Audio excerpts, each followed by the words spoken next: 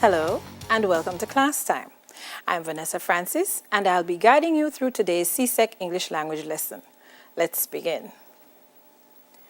So our lesson today, as you can see, will focus on narrative writing, and today's topic is plot development, and we're going to look at elements of conflict. Now the idea is that you cannot have a plot unless there is a conflict in there. So here are the things we'll be looking at today. So by the end of this lesson, you should be able to describe the different types of conflict. You should also be able to distinguish among these conflicts, and you should also be able to determine the conflict exhibited in given scenarios. So of course, we have to start at the very basic. What is conflict in narrative writing? So conflict, of course, is an opposition. It can be either internal or external. So if you think of the regular layman's term, conflict, it's a fight. But in a literary piece, it's not necessarily a literal fight, but there is a struggle going on of some nature. So the opposition can also come in the form of it being a challenge that your protagonist has to face or resolve. And this, of course, has to do with the way he's going to achieve this resolution. So the conflict is what your protagonist has to do throughout the story, because you can't just have the story going, and your protagonist doesn't have something he has to overcome or something he has to achieve. So there's also the idea that the conflict can be an obstacle that your protagonist has to face. So this obstacle now, it must be something that the reader will care about. And of course, it must be something that is important to your protagonist as well. Now, this obstacle has to go against whatever goal that your protagonist is trying to achieve, and it must be meaningful. So keep that in mind. Whatever you decide to have as the obstacle that your protagonist must face, it must be something very important. And in doing that, he must have certain obstacles that are going to try and hinder him or her from achieving that. And throughout the writing, we must see him or her going through the different processes that they have to do in order to achieve the final outcome. So now, what makes for good conflicts? So it must be clear, it must be specific, and naturally it must be relevant to the character. You can't have a character going through a conflict that has no significance to him or her. No, it can't be too abstract, and of course it has to be something important. And you'll keep hearing that word coming up. It must be something important. It must mean something, because if it doesn't mean anything, if it's just a regular day-to-day conflict, then why would your character have to go through it? What makes it interesting for somebody to read about it? Now, it must exist within the character's realm. So the conflict must have something to do with them and the world you have created for them. So it must not be separate or remote. So you can't have, say, for instance, a character who resides in Jamaica facing concerns that have nothing to do with Jamaica or Jamaicans. So it is not anything that is personal to this character. It is far removed. That doesn't make much of a sense. So you need to ensure that your character and the conflict are closely connected. It is something that they are like peas and pods. Now, naturally, because you're building a story and you want to ensure that your readers maintain interest in your story, your conflict has to be something that is not easily overcome. Because one of two things can happen. If it is an easy to overcome conflict, then you're going to end up dragging the story along because it is something that it could be overcome like that. Or you're going to end up having too many trivial things happening to your character in order to overcome this conflict that really wouldn't take very long to overcome. So it must be something that they have to struggle with, something that they have to fight with, something that they have to do different things to overcome. So it can't just be something that they just wake up one morning, boom, we're done. That won't work. that won't be interesting and you won't have much to write. Now, it must happen to characters that the readers care about. Your reader has to care about this character. So when we looked at character development, we looked at different ways for you to develop the character in such a way that the character becomes significant to your reader. Now, after you have done that, or while you are doing that, then this conflict now is going to take over, and we, the reader, are going to be so involved in it that we want to see this person overcome these difficulties. We want to see this person be the best version of themselves. So the conflict must happen to a character that we care about. So create a character worth caring about, and then create a conflict that will draw us in as the reader, that will pull us to say, yes, John, go ahead, do it. We're cheering for you. Now, the conflict results when a compassion-worthy character wants something intensely. So again, it has to be something that they desire. So perhaps it will be something that they have to overcome, something personal to them. Whatever the case is, it has to be a conflict that they want to overcome and we want them to overcome. And it must be that there will be significant obstacles to them achieving this. So there must be instances where at some point we must doubt that they're going to achieve it. We must wonder, how are they going to achieve it? Again, you don't want your story to be too predictable. So you want to ensure that you put obstacles in place that the reader is going to say, how is he going to do this? How is she going to do this? And you have to make sure, of course, that anything that happens is also relevant to the story at large. So you don't just put things in there just for the sake of putting it in there. You put things in there to build your story. So the idea of layered conflict comes to mind now. Now, if you think of the word layer, you have different types and you put them all together. So you are going to layer your conflicts, meaning you're not just going to have one type of conflict and that's it for the whole story. You can have a central conflict, and then attached to that, you have different minor conflicts that are connected to it, that contribute to it. So you're going to put various types of conflict that are all interconnected, and you have one major conflict that your story is going to be centered around. Now think about the idea that every novel has a major conflict, and then within that novel, you have different characters, or even the same main character, experiencing other types of conflict as they try to overcome this major conflict. So think of any adventure movie you have watched. The big adventure is the big conflict, but throughout the movie, you'll see different characters at different times having to overcome different things. Then you can have the external conflict now that is more complex. That one everybody has to face, or your main character is the one who has to face it alone. You can decide. So either your main character alone will face this, or it is a conflict that affects everyone, even though it is your main character who is going to be the one to be the hero of the day and save the day and help everyone. So the purpose of conflict. So you have to have the conflict. Now we need to know why you have to have the conflict. The most obvious thing, conflict keeps your story interesting. It is what you are going to read to find out what is going to happen next. If you have a story with no conflict, then you don't have a story really. You just have a little narrative of maybe a day's events, a day in the life of. And nothing spectacular happens. There's nothing to overcome. There's nothing.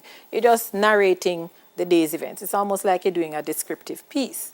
So the conflict is there to build interest in your story, to make the story more conflicting, for lack of a better term. You want something that is going to hold your reader, that is going to interest your reader, that is going to keep the reader reading.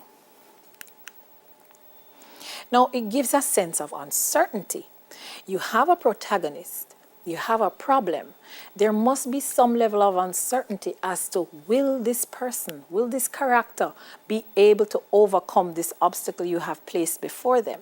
So this now is going to really pull your reader in, because your reader now is going to be critiquing it. Why did he or she do this? Why they never do this instead?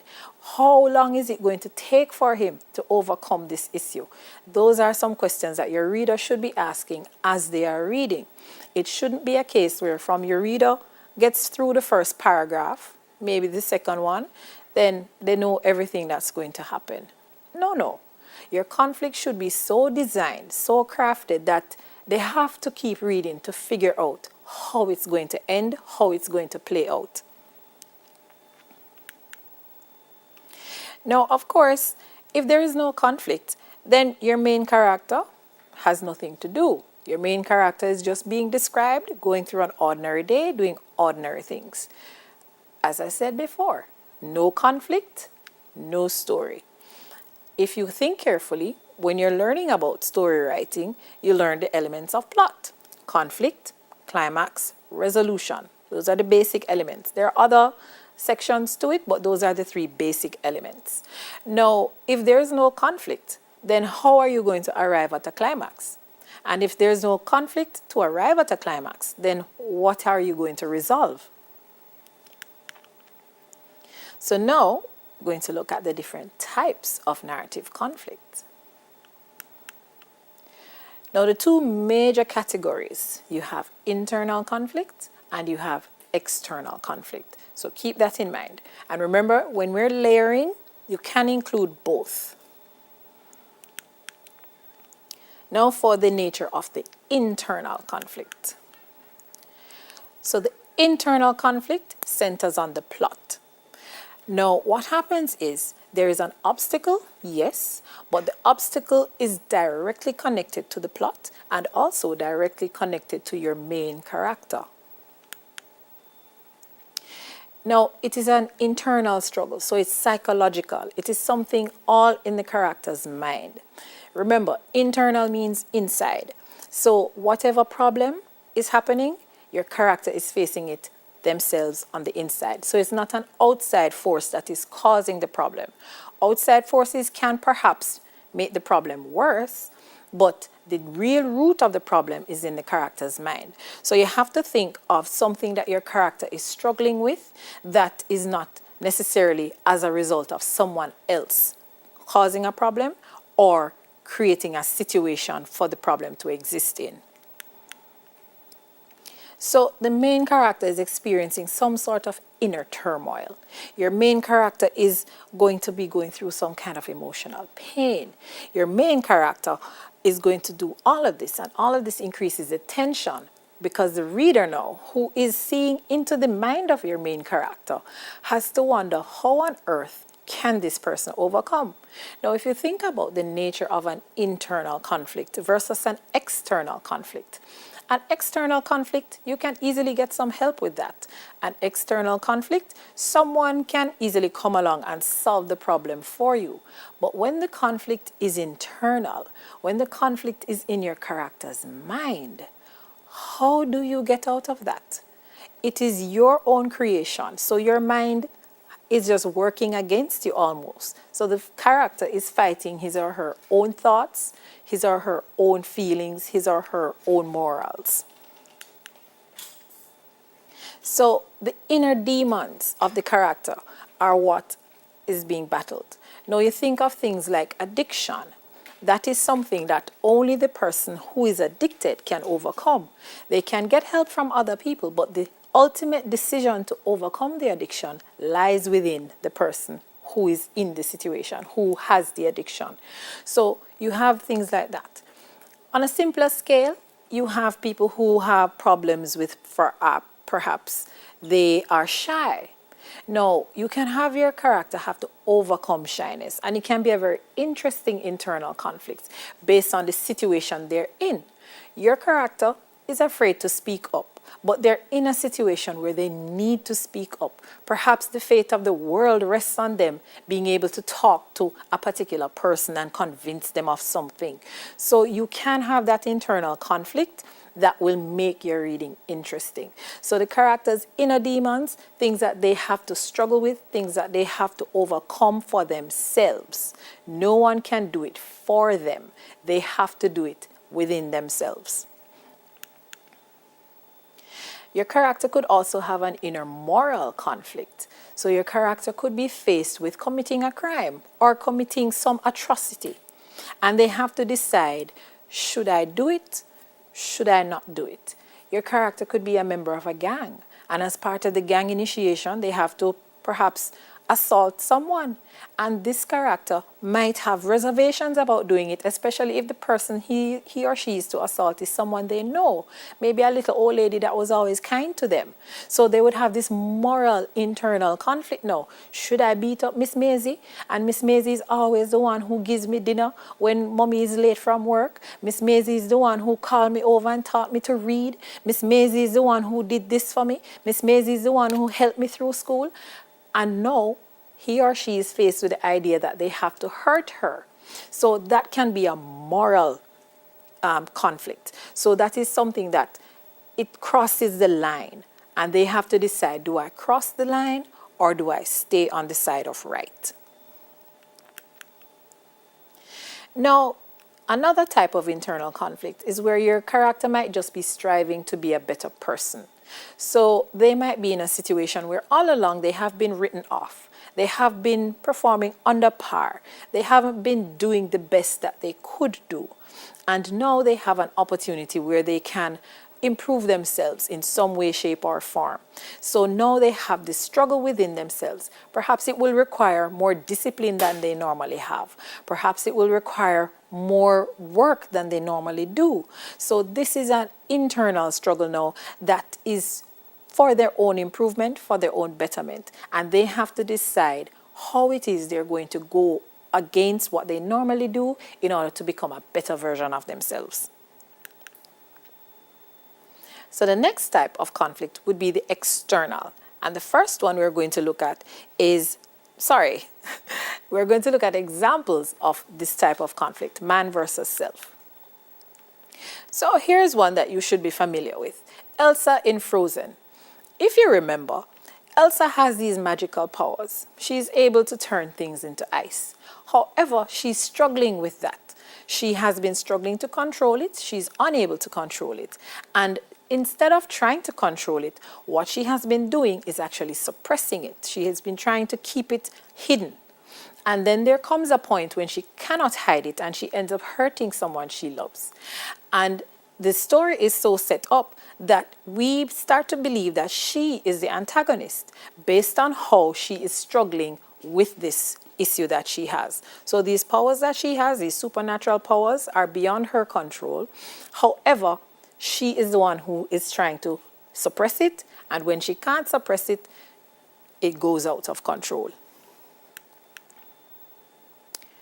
Another one you might be familiar with, in Fight Club, the narrator himself, he's conflicted between living this comfortable life that he knows and wanting something more. And that is a type of conflict many people can relate to. You have a life that you're living and you might just think, yes, my life is all right, but it's missing something. Something is missing. It wants more of something. So he is in that situation where he has to decide, does he take control of his life and make it more thrilling? Or does he take control of his life and be content with it as it is? And this conflict is so great that he ends up creating this alter ego. And I won't spoil it for you, but that too adds to the whole conflict of the story.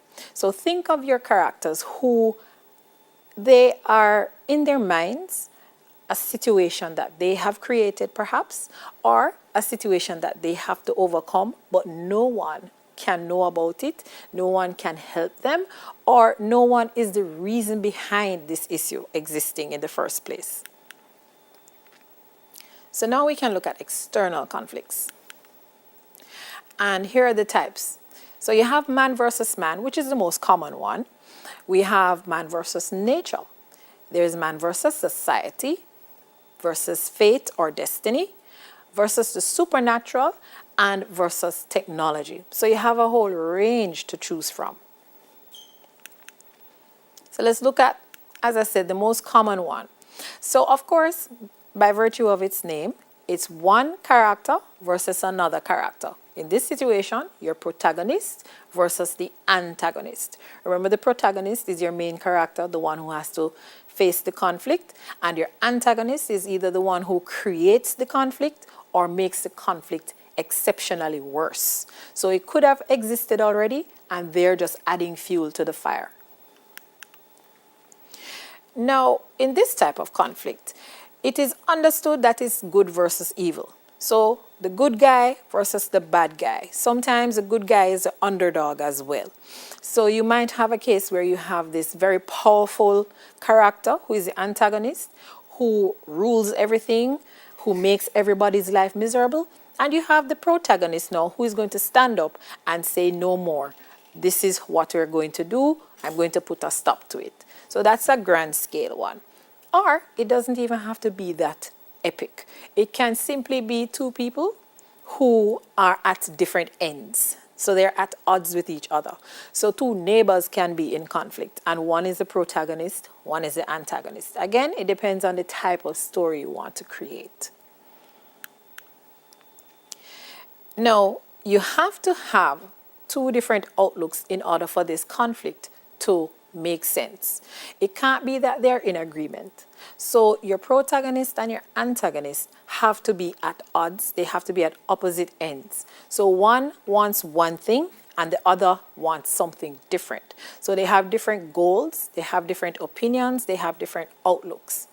Now, when each of them within themselves believe that they are right and the other person is wrong, then that right there sets up a really standard conflict, but a conflict that can lend itself to many, many, many different outcomes. Because the whole idea is you have two characters who each believe they are correct. They're standing on their moral high ground. I believe I am right because this is how it should be. He doesn't believe so, so he is wrong. And on the other side, I believe I am right because this is how it should be. She doesn't believe so, so she is wrong. So you have these two characters who are like the yin and the yang. They're at opposite ends, and that now will set up a situation for constant conflict. And you can have them having to face off more than one time.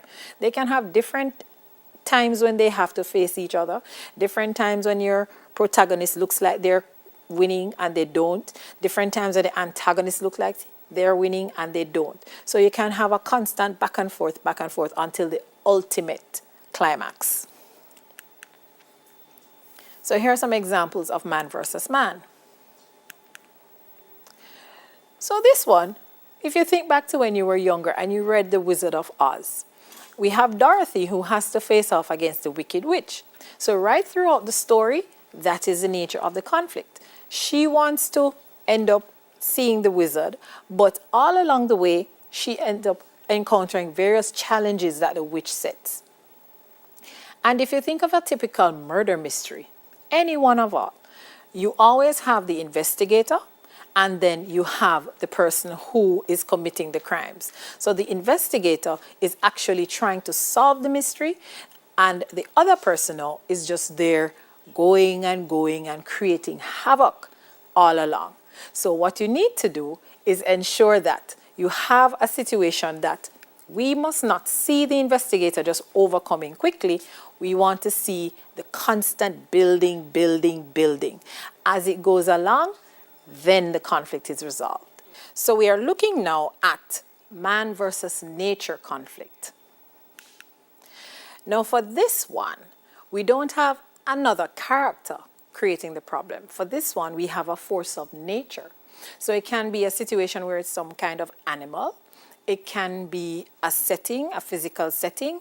It can be a force of nature. So a storm, a fire, a flood, that sort of thing. So now your characters have to battle against nature herself instead of another actual character. So here are some examples that we need to look at. So think of The Fault in Our Stars. Now we have the characters Hazel and August, and each of them has cancer.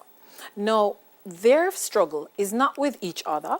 Their struggle is not with any external force. Their struggle is with an actual disease. So this is the force of nature that they have to contend with. They have to deal with the fact that they're sick. And this is what sets up the whole situation for the story that they go through. Think of contagion. In contagion, there's a deadly virus that is widespread. Does it sound familiar? And a team of doctors have to try and stop it by formulating a vaccine. Does that sound familiar? So in this case, again, the conflict is with nature itself. So for those two examples, you're looking at a sickness that is taking over. So it's not a person that they can fight, and it's not an internal battle that they can face. It is actual nature itself. Look at this example now. Most of us have watched Ice Age.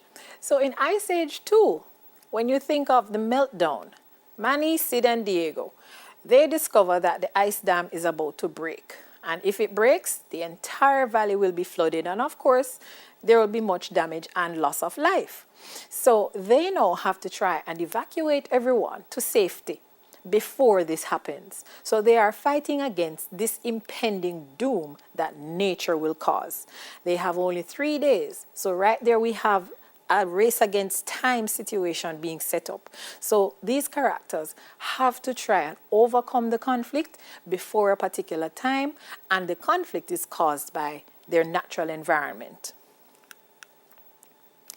Think of another type of conflict now, man versus society. Now, we have looked at man versus nature. We have looked at man versus man. So what do you believe is the difference now with man versus society? When you think of society, what comes to mind? So the whole idea is that the story sets the character against a group of people. And this group of people represent a tradition. It might represent an institution. It might represent a law, a certain law that has been passed, or any other construct of society itself. So they're not up against any one individual, they're up against a system. So it is a system that they have to overcome. And this system can be of any type. So it can be religious, it can be moral, it can be economic, it can be any type of system at all. Now, here are the issues that they might have to face. So it might be some form of prejudice. So remember, you have class prejudice, you have color prejudice, you have racial prejudice, you have gender prejudice. So you have various types of prejudice that they might have to overcome within this system.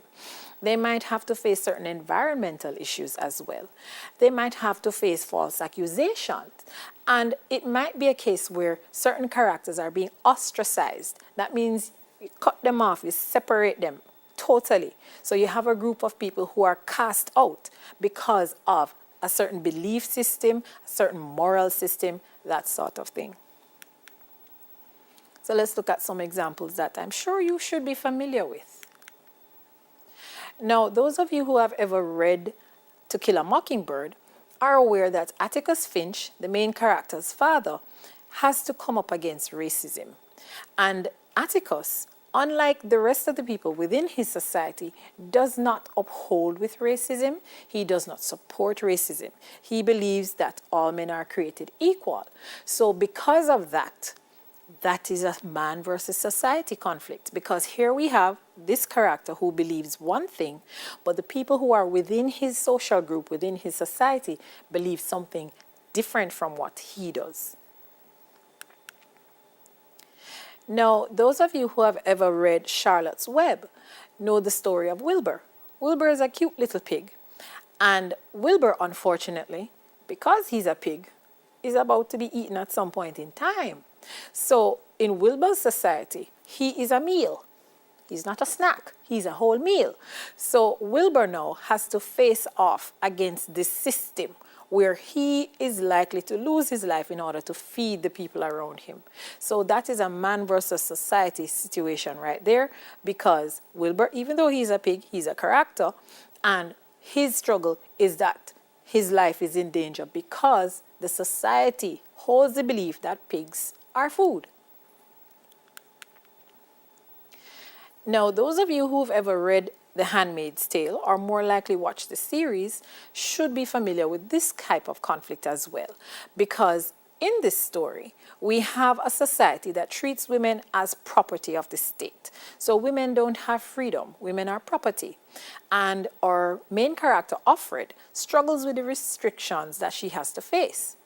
And what makes this story even more compelling is the idea that it has been layered now. So there's this man versus society conflict, but within that conflict, you also have a man versus nature, because the society became the way it has because of pollution, and the pollution led to sterility, and everything just built up in different layers until it got to this point where women now are basically just carriers of the future, carriers of the upcoming generation.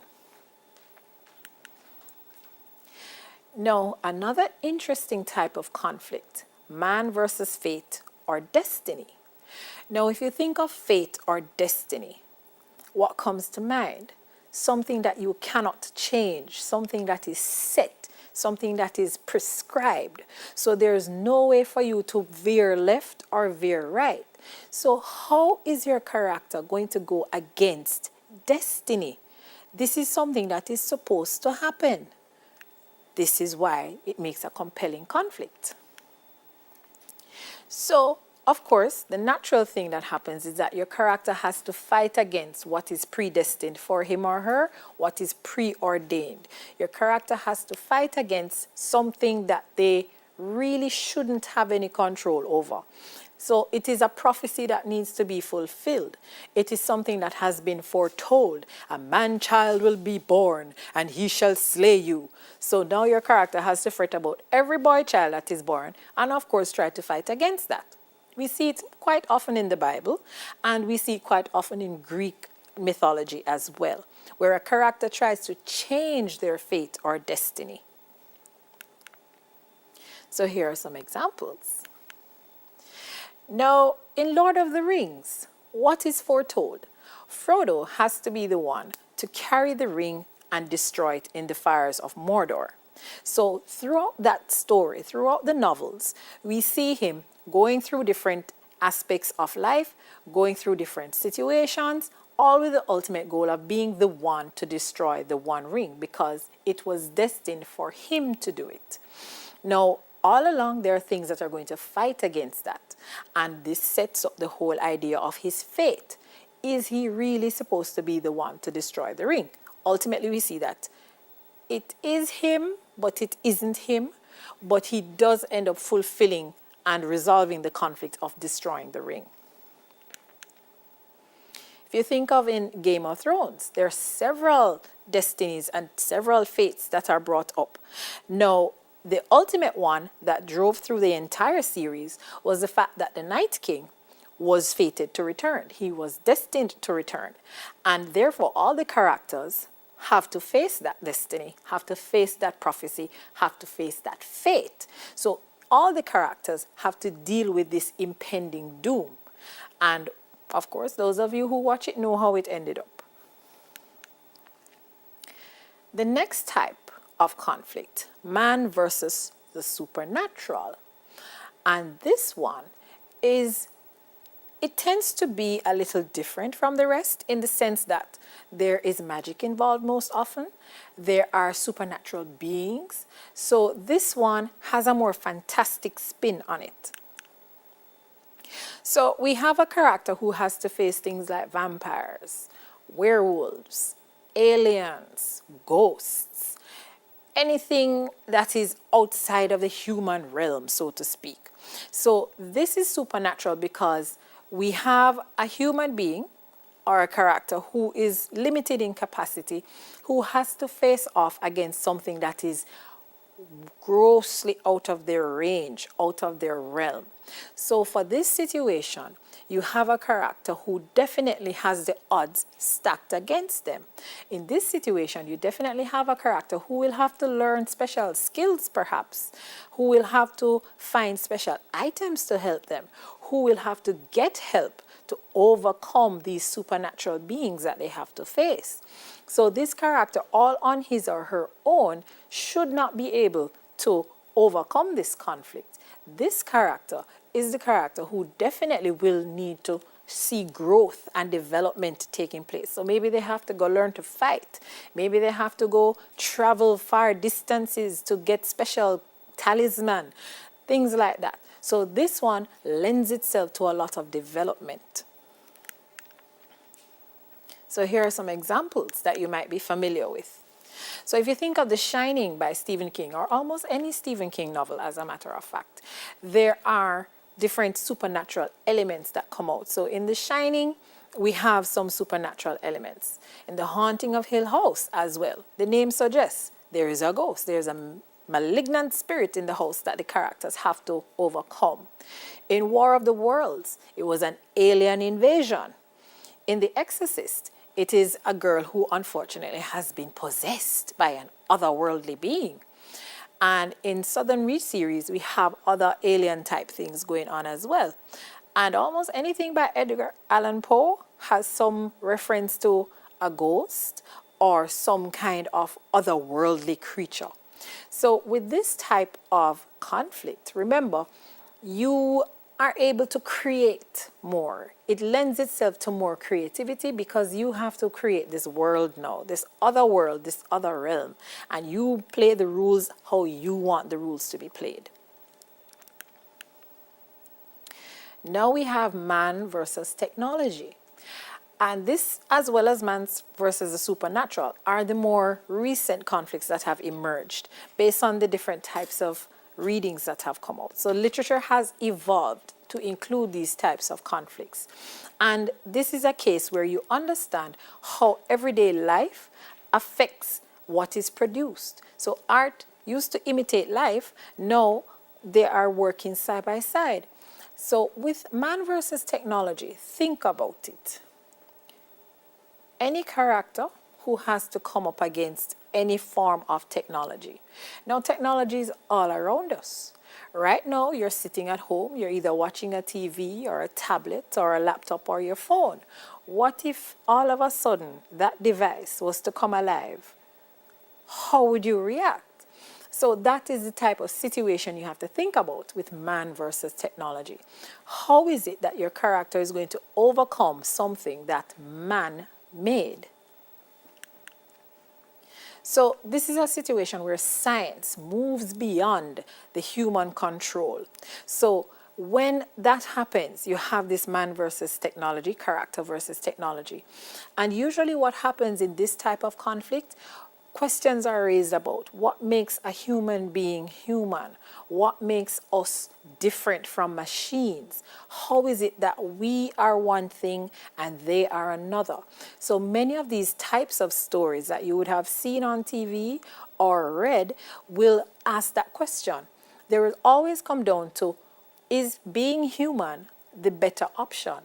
Is being human better than being a machine? Many of these types of stories, you have the whole issue of logic coming out. How logical are human beings? We don't always think 1 + 1. Sometimes we think maybe if you carry this over there, something else will happen. So the idea of being logical, methodical, those issues will arise because human beings have emotions and some human beings are driven by emotions. The technology would represent the lack of emotion or the desire to have emotion. So there's always that face-off, the logic versus the emotion. So here are some examples to think about. So the most obvious one, the Matrix. Now, in the Matrix, we have a situation where human beings have become enslaved by machines and enslaved to the point where the human beings are the power source for the machines.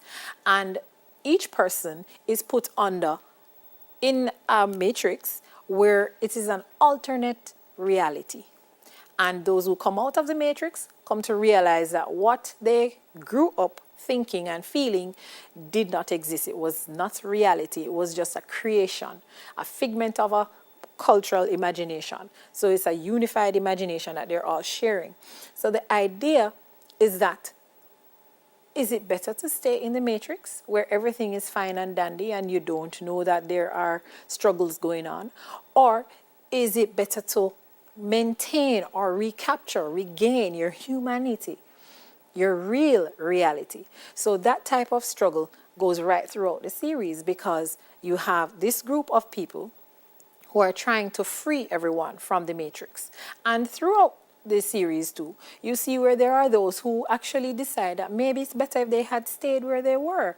Maybe it's better that you don't know that all this mess is going on outside.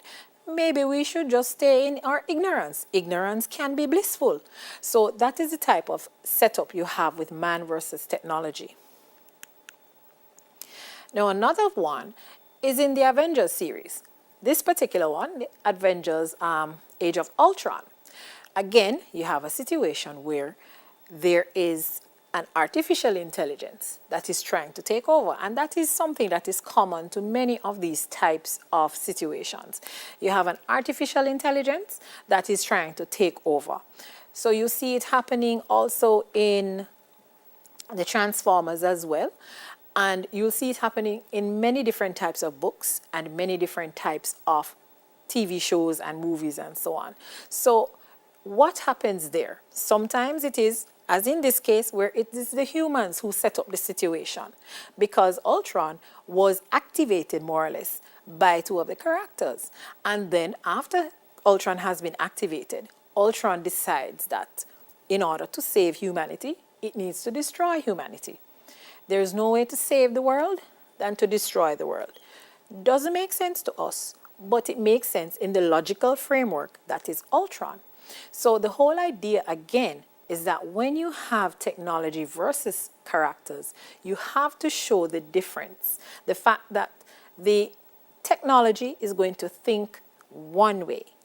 It is going to come to one conclusion that makes sense to it, and that conclusion does not have to make sense to us, and it's fine.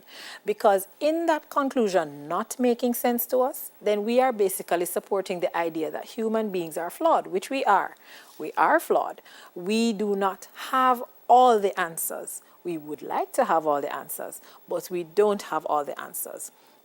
So keep in mind all these different types of conflicts: man versus man versus society, man versus nature, man versus the supernatural, man versus technology, and of course, man versus self. Now, let's recap before we go into the test of your skills.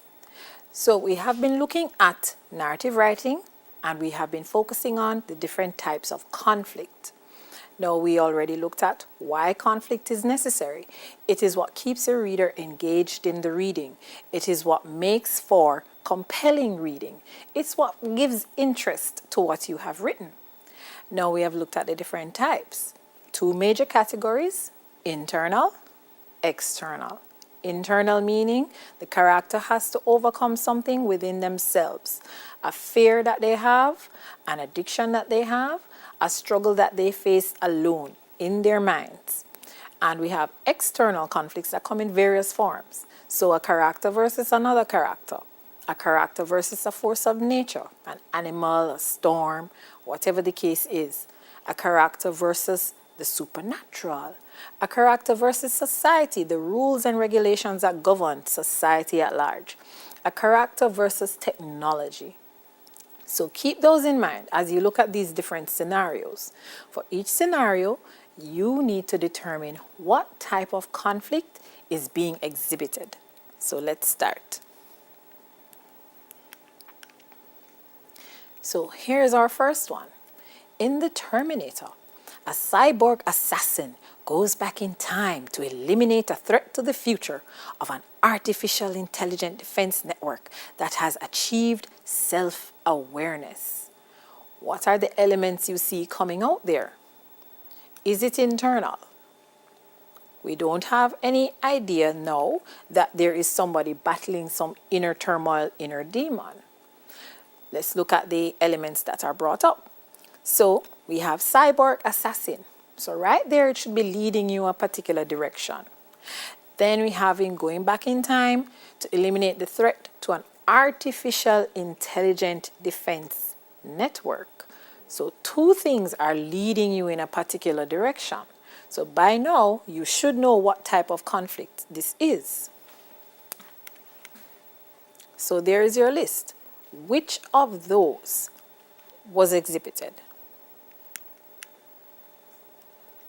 Man versus technology, of course. We had a cyborg who was the one who is the antagonist, set up as the antagonist, and the additional element of the cyborg defending another version of artificial intelligence as well. So it's a double dose. All right, so here's our next scenario. So in Thor, Ragnarok, Thor fights to save Asgard from the prophesied Ragnarok after his father Odin dies, releasing Thor's imprisoned older sister Hela, who it has been foretold will bring destruction to Asgard. Now again, there are certain elements that you need to focus on. So we have a protagonist who is Thor. We do have an antagonist who is his sister. So is it man versus man? But then if you look closer, you'll notice certain key words. He is trying to save Asgard from the prophesied Ragnarok.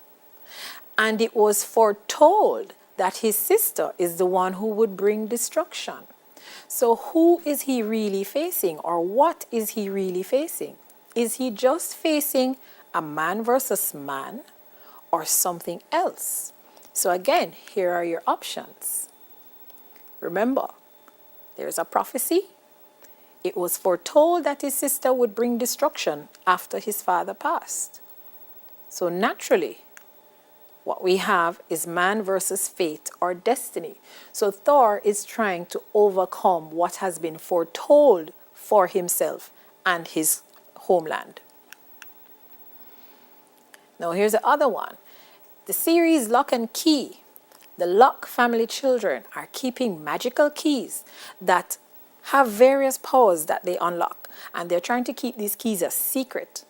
And the key house is a home to a malicious presence that will stop at nothing in its quest for the Omega key. So look at the elements we have there. So we have a group of children. They have magical keys, and each magical key unlocks various magical powers. And within the house, there is a malicious presence. And this malicious presence is searching for an Omega key. So right there we have the makings of what type of conflict? Which one? This one? Yes, this one. Man versus the supernatural. Because we have the various elements of magic, and we also have the mysterious presence of a malignant being, which is possibly like a ghost or some kind of monster. So yes, man versus the supernatural. Here's the other one. So we have Cold Seer in the sixth sense. And he struggles with accepting his ability to interact with the dead and has conflicting feelings about helping them or ignoring them. And this leads to a moral conflict. Now you have to be careful because there are different things going on here. Notice it says that he's struggling to accept his ability. What ability does he have? To interact with the dead. And he's also conflicted about how he can help them, or if he should help them, or if he should just ignore them. So right there you have two options to choose from. Which one is the type of conflict in this storyline? So you have two options. I'm sure you were leaning towards man versus the supernatural, but it's really man versus self, because his struggle is not against the people that he's seeing. It's not against the dead. His struggle is within himself, accepting what he has, what powers he has, and how he's going to overcome those situations in his mind. All right, one more. In Babe, the titular character is a pig who battles the odds to be accepted as a sheepdog by the other farm animals and the people at the fair. So we have a pig who, we know what pigs do. They grunt, they roll around in the mud, they eat a lot. And in this case, your pig wants to be a sheepdog. A pig is not a sheepdog, but he wants to be one. So what is the nature of his conflict? Who is he in conflict with? All right, you should know that he's in conflict with society, because the society he lives in believes one thing. He is to be a pig, but he wants to be something totally different. So remember, when you're thinking about your conflicts, it is good to read different types of stories. I have been using movies and shows that are based on books for the most part, because it's good to see them played out, but you also need to read them, because that is how you'll know how to write them yourselves. So watching it can give you the idea, but reading them can tell you how to put them down on paper. All right? So that's all the time we have for this lesson. Thank you so much for joining us today.